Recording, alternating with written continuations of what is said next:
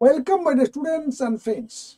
এই মুহূর্তে যে বিষয়টি নিয়ে ভীষণভাবে চর্চিত সেটা তোমরা জানো যে অ্যাটেম্প লিমিটস এবং এজ লিমিটস এই দুটি আগামী নিট পরীক্ষাগুলোতে নিয়ে আসার চিন্তা ভাবনা শুরু হয়েছে।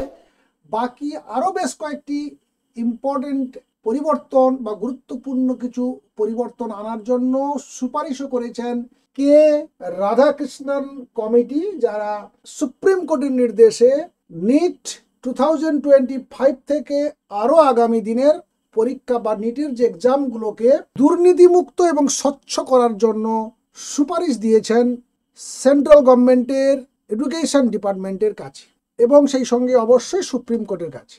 তো এই আবহে আমরা যখন বিভিন্ন রকমভাবে সমস্ত মতামত বিনিময় শুরু করেছি যে কি হতে পারে, কি হলে কি হবে, যদিও এই মুহূর্ত পর্যন্ত কোনো খবর নেই এবং আগামী 2025-এ এগুলো লাগু হওয়ার সম্ভাবনা ভীষণ ভীষণ রকম কম, এরকমই আমরা বিভিন্নভাবে আলোচনাতে আমরা রেখেছি। কিন্তু খুব সম্প্রতি একেবারে দেখো, ইকোনমিক্স ইন্ডিয়া এবং ইন্ডিয়ান এক্সপ্রেস সব বড় বড় যে সমস্ত লিডিং নিউজ পেপার ইন্ডিয়ার, সেগুলোতে দেখো একটা হেডিং দেখতে পাচ্ছ নিশ্চয়ই, Dharmendra Pradhan says reforms for zero error entrance test in January ask states to back.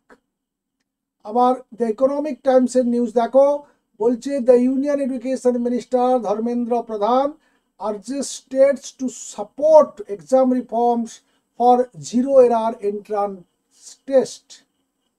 তার মানে কেন্দ্রীয় যে এডুকেশন ডিপার্টমেন্ট বা তার মিনিস্টার, তিনি কিন্তু অলরেডি এই যে সুপারিশগুলোকে কি করে চালু করা যায় বা সেগুলোকে আগামী বছর থেকেই কি করে সেগুলোকে পরীক্ষা ব্যবস্থার সঙ্গে জুড়ে দেওয়া যায় তার জন্য চিন্তা ভাবনা শুরু করে দিয়েছে। আর সেই বিষয়ে আলোচনার জন্য ইউনিয়ন এডুকেশন মিনিস্টার ধর্মেন্দ্র প্রধান অলরেডি সমস্ত স্টেটের এডুকেশন দপ্তরে যে সচিব রয়েছেন সেই সচিবদেরকে অলরেডি তিনি আমন্ত্রণ জানিয়ে দিয়েছেন ওয়ার্কশপে অংশগ্রহণ করার জন্য, যাতে আগামী বছর জানুয়ারি থেকে যে এক্সামগুলো চলতে থাকবে সারা বছর জুড়ে, সেই এক্সামগুলোতে কে রাধাকৃষ্ণন কমিটি যে 7 জনের যে কমিটি যে সুপারিশ করেছিলেন সেই সুপারিশটা কার্যকরী করা যায়।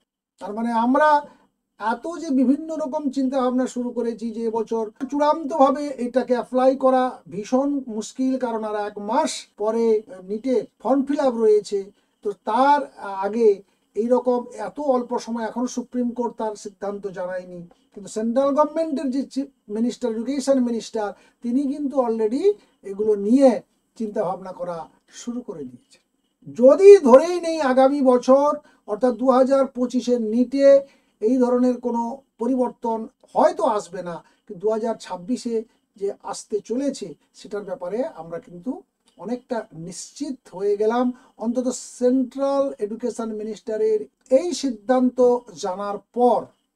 তাই তোমাদেরকে কিন্তু বলবো যে তোমরা কিন্তু ফোকাস চেঞ্জ করবে না।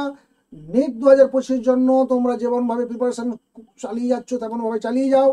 কি হলো, কি সিদ্ধান্ত হবে না হবে, যাই সিদ্ধান্ত তোরাই হোক, 2025-এ তোমাদের তো পরীক্ষা থেকে কেউ বাতিল করতে পারছে না। পরে দেখা যাবে কি সিদ্ধান্ত হয়, কোনো অ্যাটেম্প বার আসে কিনা বা কোনো এজ লিমিট আসে কিনা, কিংবা সুপ্রিম কোর্টের যে পর্যবেক্ষণ সেগুলো কি দাঁড়ায় সেগুলো আমরা জানবো। জানার পর তখন নেক্সট ইয়ারে বসে পরিকল্পনা করা যেতে পারে। কিন্তু আপাতত 2025 জন্য কোনোরূপ মনোযোগ বিক্ষিপ্ত করার কোনো প্রয়োজন নেই, এদিক ওদিক লক্ষ্যচ্যুত করার কোনো কারণও নেই এবং করবেও না কেউ। এই আপডেটটি আপাতত এখানেই শেষ করছি। নতুন কোনো আপডেট হলে দ্রুত তোমাদেরকে জানিয়ে দেবো, তাই চ্যানেলের সঙ্গে জুড়ে থাকবে। নতুন না চ্যানেলটি সাবস্ক্রাইব করতে একদম ভুলবে না। ভালো থেকো, সুস্থ থেকো, শুভেচ্ছা রইল প্রত্যেকের। আগামী বছরে যারা নিট পরীক্ষার্থী তাদেরকে, আর যারা এখনো শেষ পর্যায়ে একবার চেষ্টা করছো একটা সিট পাওয়ার জন্য, তাদের জন্য শুভকামনা থাকলো। ভালো থাকবে, সুস্থ থাকবে, দেখা হচ্ছে নেক্সট ভিডিওতে। Thank you.